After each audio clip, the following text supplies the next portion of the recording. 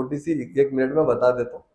हमेशा हम सीएम साहब को जरा गांधी जी से ताबीर करते हैं, क्योंकि मेरी नानी कहा करते थे जब गांधी जी को गोली मारी गई तो मुसलमानों के घरों में रोमराट था, खाना नहीं पका था, क्योंकि गांधी जी बड़े सेकुलर थे। किताबों में आप पढ़े हैं ना, और गांधी जी इस्लामिक कल्चर से बहुत अच्छा वाकिफ थे। हिंदुस्तान आजाद होने से कुछ दिन पहले एक शख्स ने गांधी जी के पास आया, जर्नलिस्ट, और आजादी में सबसे ज्यादा अगर कटे हैं तो मुसलमान कटे। ये मैं नहीं कहता हूँ, गेटवे ऑफ इंडिया पे जो नामा हमने लिखे, हिंदुस्तान आजाद होने के बाद हमारे हिंदुस्तान की हुकूमत ने लिखी है, 80% नाम तो मुसलमानों के, उलमाओं के नाम। तो उनसे गांधी जी से सवाल किया, गांधी जी मौलाना अबुल कलाम साहब की बहुत इज्जत करते थे, तो पूछा कि आप हिंदुस्तान कैसा देखना चाहते हैं? तो गांधी जी ने कहा, जवाब दिया, मैंने बहुत से हुक्मरानों के बारे में पढ़ा है, इस्लाम लिटरेचर के बारे में भी पढ़ा है। उमर फारूक रज़ी अल्लाह अन्हु के जमाने में जो इंसाफ हुआ करता था, जिस तरह की हुकूमत थी, उसी तरह की हुकूमत में हिंदुस्तान में देखना चाहता। ये काम है। बाद में दूसरी बात कहते हुए कहा कि महात्मा गांधी के बाद हमारा तेलंगाना गांधी भी है, जो वो अच्छी तरीके से गांधी जी के रास्ते पर चलता है, लोगों को सेकुलरिज्म लाता है। अब एक मीडिया वाले ने बीच का एक बट को निकाल दिया, अब क्या करूं बोलिए। मैं फिर भी तो मुफ्ती साहब से बात किया, मैं अजय भाई के प्रेस कॉन्फ्रेंस में सारे हिंदुस्तान के, मेरे स्टेट नहीं कि उसने सारे हिंदुस्तान के मुसलमानों से इस गलत फहमी के लिए मैं खुद माफी चाहा, क्योंकि माफी चाहना ही अल्लाह ताला को पसंद है। और उधर से एक बात पूछता हूँ, हमारे मुफ्ती हजरात है, हमारे मुफ्ती हजरात के चप्पल के धूल के बराबर भी हम नहीं है, कसम से कहता हूँ। तो खुलफाए राशिदीन के मुकाबले में किसी कर सकते सर? सारी दुनिया के सर काट के रख देंगे, उनके खत्मों में तो कम है। अब एक शख्स ने, इलेक्शन का टाइम है, जो दूसरी पार्टी को सपोर्ट कर रहा है, वो क्या कर रहा है, उसमें से कटिंग करके, क्योंकि हमारे सीएम साहब के बारे में कुछ गलत फहमी डालने के लिए कुछ, और असद साहब के बारे में डालने के लिए एक वीडियो डाल दिए थे वो साहब।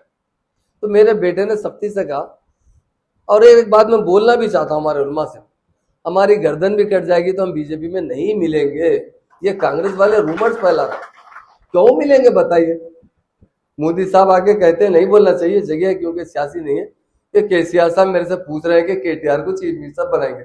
अरे विजय साहब के वैसे लोग आ रहे तो बना देते, एमएलए तायद करे तो बना देते, पीएम से तायद लेना है क्या? बोली उन्हें एक बोलते रहते सीएम साहब के पीछे, वो मेरी बात को कट करके क्या कर दिए, वो तेलंगाना के महात्मा केसीआर साहब भी महात्मा गांधी की तरह उस ख्यालात से चलते हैं, और हम कई बार बोल चुके हैं। वो बात तो काट देके उसको लगा दिए, तो उसमें लोगों में थोड़ी सी गलतफहमी है। फिर भी किसी को भी जर्रा दिल में इतना बाल बराबर भी किसी को मेरी गुफ्तगू से, या अगर कोई आदमी उलटपट करने से भी तकलीफ हुई तो मैं उससे माफी चाहता हूँ। मैं आपका खादिम हूँ और आपके कदमों के पास रहने वाला हूँ। आपके दुआओं से, आपकी वजह से ही मुझे डिप्टी चीफ मिनिस्टर मिला है, आपकी वजह से ही मुझे होम मिनिस्टर मिला है। मुफ्ती साहब भी थोड़ा जानते हैं मुझे, मैं हलाल रोजी खाता हूँ, मैं टोटल, आप पूछिए अजय भाई से पूछिए, मैं हमारे उलमाओं का इतना एहतराम करता हूँ, हमारे उलमाओं की इज्जत के लिए मेरी गर्दन काट कर उनके खदमों में रख सकता हूँ। मैं इतनी बड़ी बदतमीजी किस तरह कर सकता हूँ, किधर जाके किससे मिला सकता हूँ? मगर वो शख्स हमारे मुखालिफ था, जिस शख्स ने उनके टीवी के हद में बात कट किया हो।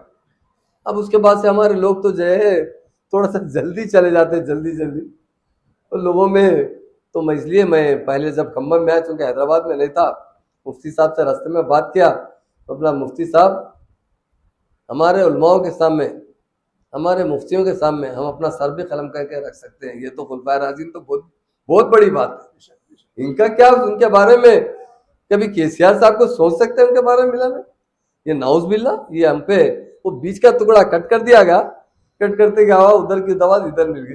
तो अजय भाई के ऑफिस में मैं भी माफी चाह लिया हूँ, और फिर और एक बार भी, क्योंकि यहाँ के मुफ्ती हजरात है, मैं माफी चाहता हूँ। इंशाल्लाह बहुत अच्छा रहेगा। अजय भाई के साथ में तमाम मेरे हिंदू भाइयों से, सभी लोगों से कहता हूँ, कितनी तरक्की आई है तेलंगाना के अंदर, आप खुद इस बात का अंदाजा कर सकते हैं, हर आदमी जानता है। ये जो 9 साल 4 महीने की हुकूमत रही है, बहुत अच्छी हुकूमत रही है, बहुत अच्छी तरीके से डेवलपमेंट आया है, जिसमें सभी लोगों को तरक्की करने का मौका मिला है। चाहे वो मुसलमान भाई हो, चाहे एससी भाई हो, एससी भाई हो, बीसी भाई हो, अपर कास्ट हो, हर एक के लिए सीएम साहब ने कुछ ना कुछ किया है। इलेक्शन के टाइम पे तो बहुत से लोग आते हैं, अपनी अपनी बात करते हैं, अपने अपनी पॉलिसी बताते हैं, और दूसरी पार्टी के जो खामी है वो बताते हैं। मैं जितना हमारी स्टेट के खास तौर से मैं बताता हूँ, अंबेडकर स्टैचू सीएम साहब ने 125 उनका बर्थडे रोज का ऐलान किया। हैदराबाद में इतना बड़ा स्टैचू बिठाया गया, लाइब्रेरी बनाई गई। इतनी तहजीब जो हमारी गंगा जमुना तहजीब है, उसे हम कायम रखना चाहिए, इसी तरह हम जिस तरह तरक्की कर रहे हैं। और खास तौर से हमारे यहाँ पर मुस्लिम मीडिया के भाई भी है। मैं एक छोटी गुजारिश करना चाहता हूं। मैं करीमनगर में और एक बार एक जलसे में कहा था कि हिंदुस्तान जब आजाद होने के करीब था तो किसी शख्स ने गांधी जी से सवाल किया था, आप हिंदुस्तान कैसा तरक्की याफ्ता देखना चाहते हैं? तो गांधी जी चूंकि इस्लामी लिटरेचर से बहुत वाकिफ थे, उन्होंने कहा, मैंने किताबों में पढ़ा हूं, उमर फारूक रजी अल्लाह अन्हु जो हमारे खलीफा थे, उनके दौरे हुकूमत में बहुत अच्छा एडमिनिस्ट्रेशन था, इंसाफ हुआ करता था। उसी तरह का हिंदुस्तान देखना चाहता हूं मैं, तरक्की याफ्ता। मैंने इसके साथ कहा कि हमेशा भी कहते रहता हूं कि एक तो महात्मा गांधी है, जो महात्मा गांधी है जिसे हम याद करते हैं, जो हिंदुस्तान को आजादी दिलाए। अब किसी वजह से वो जिंदा नहीं रहने की वजह से आज हिंदुस्तान के हालात खुद बिगड़ चुके हैं। वो रहते होते तो हिंदुस्तान बहुत आगे बढ़ता था। उसके बाद तेलंगाना के जो केसीआर साहब है, उन्हें भी हम महात्मा कहते हैं। वो भी तेलंगाना को तरक्की दिला रहे हैं। अभी एक मीडिया वालों ने वो बीच का वर्ड को थोड़ा सा हटा के उमर फारूक रजी अल्लाह अन्हु से जोड़ा। मैं कहता हूं, हम किस तरह जरूरत कर सकते हैं उमर फारूक रजी अल्लाह अन्हु के किसी से मिसाल देने की? तो मीडिया जो कि वो हमारे साथ जरा नाराज है। वो कुछ कर दिए उन्होंने गोलमाल, वो लोग देख रहे हैं, हमारे उलमा भी देख। मुझे बड़ा दुख भी हुआ है, मुझे आंख में आंसू आ चुके कि मैंने क्या बोला, लोग ने क्या सोचा। फिर भी मीडिया के तमाम भाई है, मैं तमाम लोगों से, अगर वो कहीं भी अगर ऐसी मुझसे भूल चूक होती है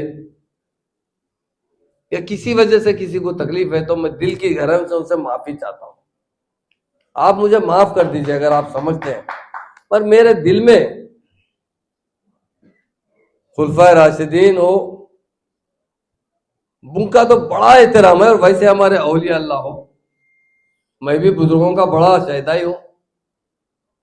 मैं खुद भी एक, हमारे हैदराबाद में एक सलाहुद्दीन बाबा बुजुर्ग रहते थे, मैं हमेशा जाकर उनकी जिंदगी में भी दुआ लेता था, मरने के बाद भी, उनके इंतकाल के विसाल के बाद भी उनके मज़ार शरीफ जाता हूं। मैंने जो मेरी तनख्वाह मिलती थी उसमें से बराबर थोड़े थोड़े पैसे रखकर वो दरगाह को अच्छी तरीके से बनाया हूं, जिसके लिए 20-25 लाख का खर्चा